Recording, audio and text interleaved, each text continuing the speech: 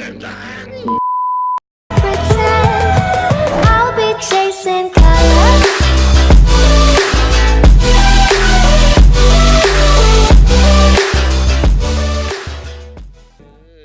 ปิดเสียงเพลงให้หมดพี่ทำไมวันเนี้ยจะจุดกราฟิกแป๊บนะครับจุดเกิน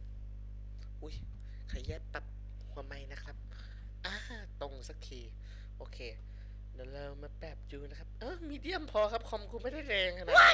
เอาละครับครับสวัสดีทุกคนด้วยนะครับตอนนี้เราอยู่กับเกม Stand Deep Deep นั่นนี่ฟอดดีฟเดี๋ยวผิดเกมไอ้สัตว์โอเคครับเราก็มาเล่นเกมติดเกาะนะครับช่วงนี้เพิ่งผ่านการติดถ้ำกันมานะครับเมื่อกลางปีที่แล้วนะครับตอนนี้เรายังมาติดเกาะกันรู้สึกว่าติดขอบผิดที่ผิดเวลานะครับไม่เป็นไรช่างมันนะครับซิงเกิลเพลเยอร์โอ้มีโคออฟด้วยโอ้ไม่ก็ฟักโอเคครับเราอยู่เล่นซิงเกิลเพลเยอร์นะครับหรือว่าโคออฟสเตย์โคออฟนะครับเราสามารถเราไม่รู้ไอ้สัตว์กูเพิ่งเล่นไอ้ยี่โอเคนะครับเราก็เรากดเลยละกันครับ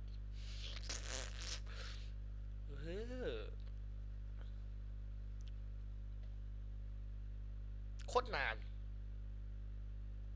ฟักนั่นก็คือนี่ได้เล่นโทรศัพท์เราเลยโคตรจะแบบชิว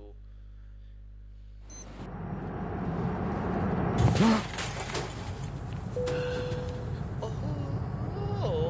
อุ้ยอยู่ไหนวะเนี่ยว้าวก็จะบอกความจริงนะครับเพื่อนอุ้ยเฮียจะบอกว่ากูรวยมากโอ้ชิบัตเช็คโอ้ขึ้นตกคุย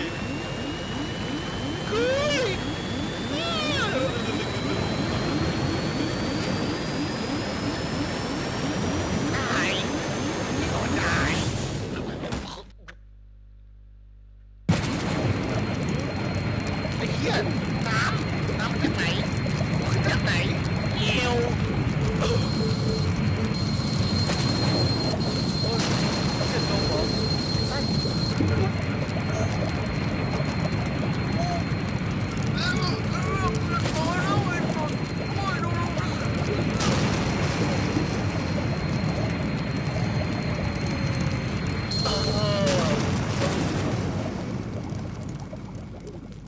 บอกเลยว่าตายหลายรอบมากตายเอาแต่เอาเสียงโคตรดังกูตะคอกโคตรเล่นบ้านข้างบ้านจะว่างเลยเนี่ยตรงไหนวะเนี่ยคนบอกจะแบบไม่ไหวนะโอเคเยี่ยมเลยเบากว่าครั้งที่แล้วเยอะมากเฮ้ยอะไรเนี่ยไอ้พายเหรอโอ้โหเราพายเรือได้นะครับโอเคกดแต่บิวนะครับไปข้างหน้าโอเคเข้าใจละโอ้โหเกาะนะครับสุดยอดจริงๆประบอกกระเบนเดี๋ยวหน่อยเพื่อนถึงเกาะแล้วครับ Welcome to my island หลักเรือมาก่อนเดินเรือจบแล้วโอ๊ยจะเอาไอสัตว์อย่าห้าวล่าสุดก็ลบกับเรือกระตุกกด C นะครับเพื่อคาบตัวโง่อยู่ตรงไหนคอนโทรลเพื่อย่องโอเคเข้าใจแล้วอะไรอยู่เนี่ยโคตรลกทึบเลยมีงูไหมเอ่ยอยากมีนะจ๊ะขอบคุณจ้าทำไมกูอยู่เกาะโคตรเล็กมันปลูเอ้ยปลูนาถือไม้พายนานไปแล้วถือเบาไม่คูลไอ้สัสแล้วกูจะเข้าไปยังไงวะคือขึ้นไงทางขึ้นไหมแบบมีฉลามได้กรี๊ดจริงด้วยนะเล่นนะแต่มาทะลึ่งกับกูเด้อ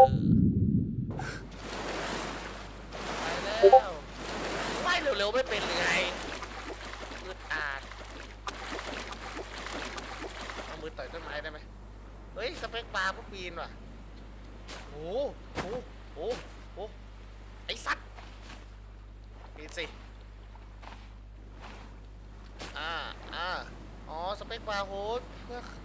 ปีนนะครับโอ้โหโคตรแบบเกมเขาทำดีจริงนะครับเนี่ยนี่ขยับมันได้ไหมไอ้สัตว์อ้าวโอ้โอ้โหเลือดกู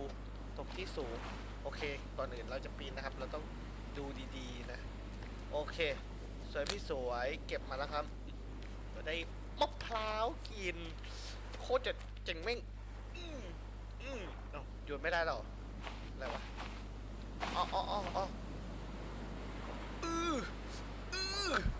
ไม่แตกอ่ะมันไม่แตกนะครับได้วะเซ็งเก็บมาโอเคครับเราเก็บของเท่าที่เราเก็บได้นะครับโอเคมีถังแก๊สออกซิเจนตรงนี้เหรออะไรวะเนี่ยกูไปนั่งทำไมวะเนี่ยโอเคช่างมันเราเก็บไม้ก่อนครับเก็บสติ๊กโอเคแล้วก็เก็บอะไรต่อมีอะไรเก็บอีกไหมแถวนี้มีอะไรไหมฟองอากาศนะครับเขาบอกว่ามันจะเป็นเรือที่เราสามารถไปเก็บของได้นะเฮ้ยบุ๋มบุ๋มบุ๋มบุ๋มบุ๋มอุ้ยกล่องครับกล่องโคตรเจอดีไม่ห่างเหินจะปวดนะครับนี่เก็บก่อนไม่ได้ตัวอะไรเนี่ยอะไรเนี่ย That doesn't look good. เฮียกด4ก็เลยนะอันนี้เหยียบได้ใช่ไหมI don't feel good ชิบหายสัตว์ผื่นขึ้นชิบหายแล้วครับทุกคน I am sorry นั่งได้แล้วอันนี้มีอะไรครับโยนทิ้งโอเคครับสามารถเปิดแท็บหูเอาของไว้ยังไงอะ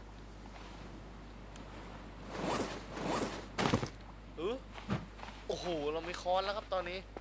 ยอดจริงๆกระทิงแดงเรืองแสงโอเคครับแต่เราจะไปเอากล่องในทางที่ดีเราควรทิ้งมันไว้ตรงนี้ไปดิไม่ใช่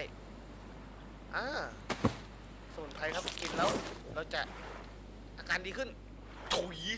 ไม่ดีขึ้นเลยเหรออะไรวะโยนโอเครู้สึกไร้ค่ามากวันนี้คลิปนี้ไม่มีสาระเหี้ยอะไรเลยโอเคเราอย่าค้อนไปทุบหัวฉลามกันนะครับคนของจริงผมมันของจริงของเล่นฉลามด้วยซัดอย่านะมึงอย่ามาไฟกับกูนะกูไม่สู้นะเฮ้ยกูแค่มาเล่นกูแค่มาเดินเล่นไอ้สัตว์กูแค่มาเดินเล่นจะไปยุ่งกับกูเด้อไอ้สัตว์มึงยานะโอเคครับเราไปดูกันว่าในนี้มีอะไรมั่งมีเข็มทิศครับกับมอเตอร์โถ่ไอ้สัตว์ของกากโอเค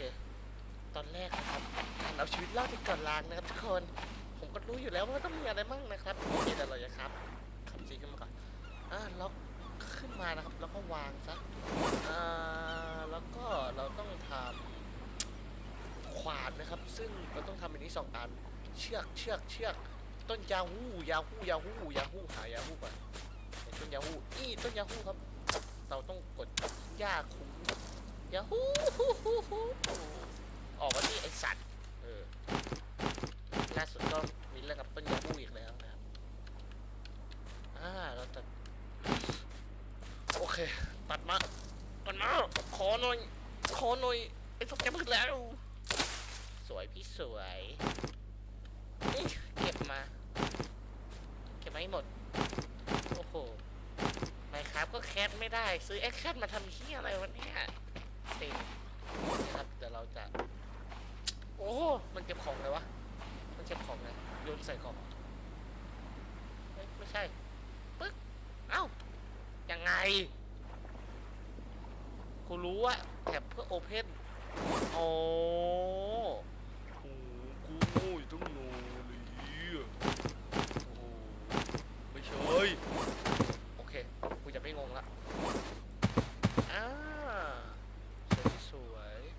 ค้อนไปด้วยอ๋อเก็บไม่ได้แล้ว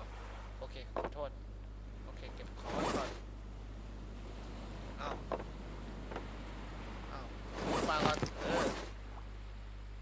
แท็บเก็บค้อนแม่งใช่เก็บหรือเปล่าWhat the fuck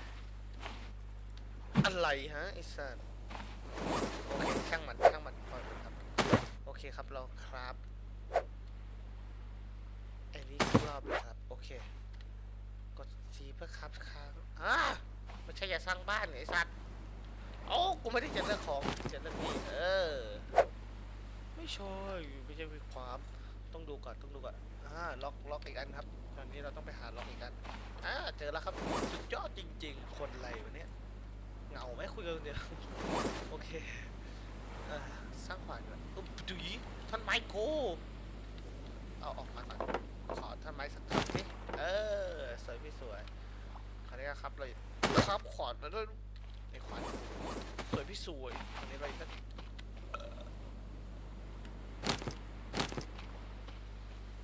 จะไม่ต้องตายแล้วครับเรามีน้ำมะพร้าวแล้วเดี๋ยวเราบอกน้ำมะพร้าวก่อนนะครับก็ผมก็ไปศึกษามานิดนึงยิงได้ครับยิงไม่ได้เอาไอสัตว์หลอกดาวบอกก่อนขอทีครับโอ้โหได้แล้วครับได้แล้วสดชื่นเนี้ยมันกินได้นะครับเก็บไว้ครับเราจะเป็นผื่นชิบหายไอสัตว์ขึ้นผื่นเยอะมากขอโทษเพื่อนกินก่อนกินบรรเทาชีวิตใครรู้วิธีการแก้พิษก็บอกด้วยนะครับผมไม่รู้สวยพี่สวยก่อนอื่นเราต้องตัดต้นปลาล์มนี้นะครับขอโทษนะต้นปลาล์มเราจะเป็นต้องจัดการนายเพราะเราจะสร้างที่อยู่ตรงกูไม่กูเกลียมแหลกอะไรวะเนี่ยโอ้ไม่หายด้วยไอ้สัตว์กดซีอีกแล้วโอเคเราย่องทำไมครับโอเคโอ้โหคนเฮี้ยอะไรใช้พลังจิตโอเคช่างมันเถอะเดี๋ยวเราจะสร้างบ้านกันนะครับทุกคนสุดยอดไปเลยครับ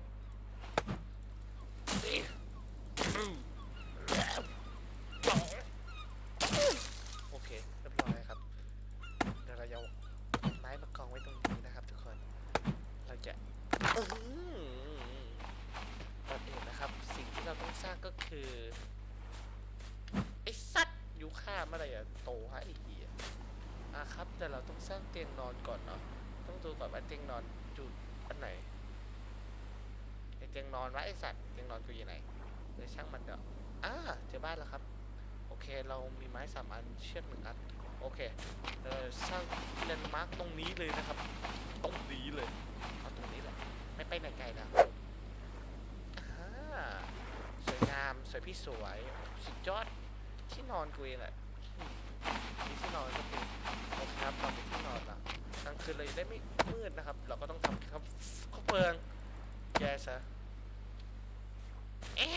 ไม่ได้แดกกูหรอกเอากดสเปคบาร์ค้างปีนต้นปลาล์มครับทุกคนลูกโคนัทออกมาแล้วก็โดนลงมาอย่างสันติภาพต่อไปได้ใครตัดไปเลยเทียบพันที่จะตกแล้วว้ายวิ่งใช้พลังจิตงานม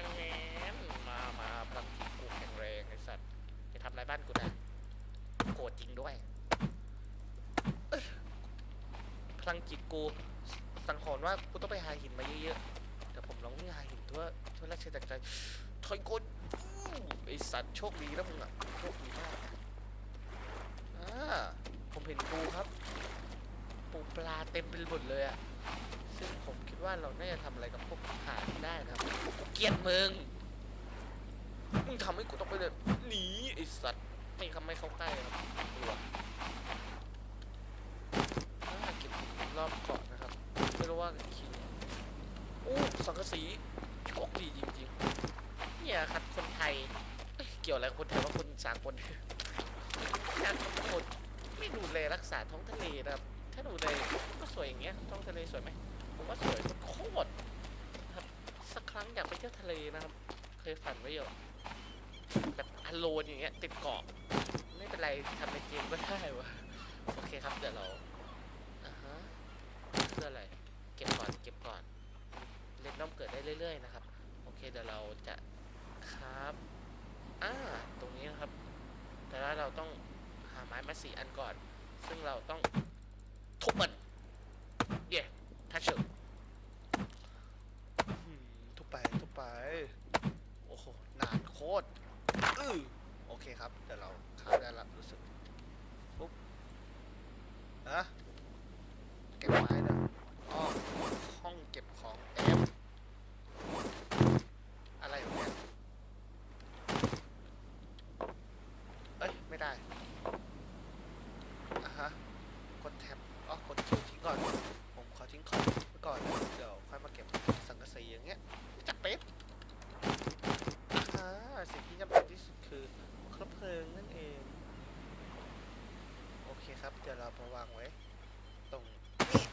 โอเคครับอย่าลืมนะครับทำฉนวนไฟด้วยฉนวนไฟอยู่ไหนวะ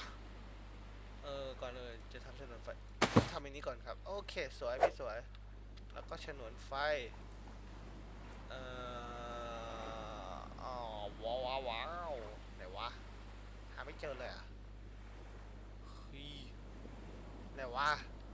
แต่ฉนวนไฟกูแล้วกูจะรอดได้ไงวันนี้ชิบหายที่ใช้เครื่องมือสร้างใช่ครับอันนี้แหละอันไหนมันอยู่ไหนวะไม่ใช่นี้เสียงอะไรวะเลยกูไม่ใช่นี่ไอ้นี้ครับไอ้นี่คิลลิ่งเนี่ยครับของสำคัญจุดนี้ตัดก่อนข้างบ้านจะด่าผมไหมนะเสียงโคตรดังไม่ตายขนาดออกพูดอย่างนี้มันดังโคตรบริตัดนานโคตรเลยกูจะหลับแล้วโอเคไวจังเรียบร้อยครับตอนนี้เรามีที่จุดไฟแล้วครับนี่ผมช่วยครับช่วยไอ้เชี่ยติดยากมากสักทีไอ้ซาดเต็มติดแล้วครับยอดเลยครับมีไฟลัดปลอกแต่ลาออกไปแล้วติดมันสุดจัดโอเคครับแต่เราสร้างเราสามารถปาได้นะครับปรากฏว่าเป็นลิงถุยเล่นเยี่ยเลยนี่ครับคือสบายเลยครับมาติดก่อนมาเที่ยวเกาะวันนี้โคตรสบาย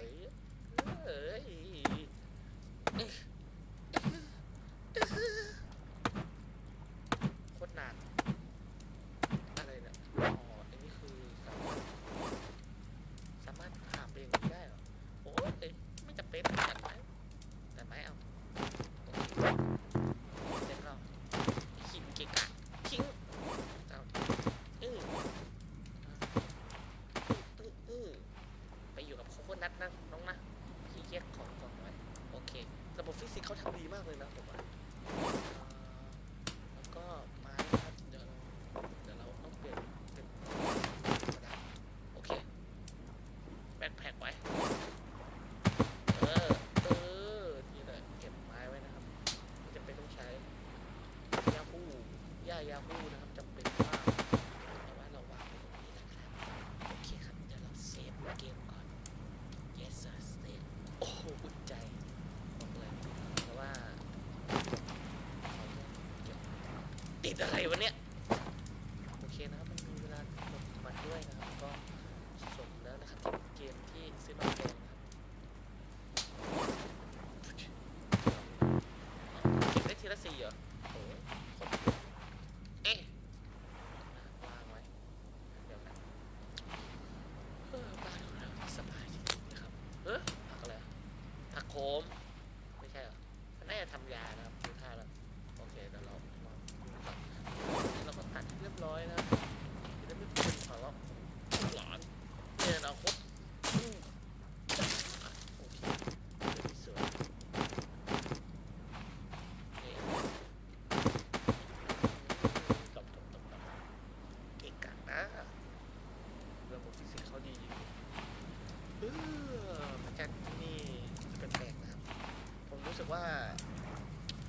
มันจะอัปเดตนะครับมันจะสวยแบบนี้เดี๋ยวผมลองปรับภาพสวยดูนะเพื่อให้ทุกคนเลยเนี่ย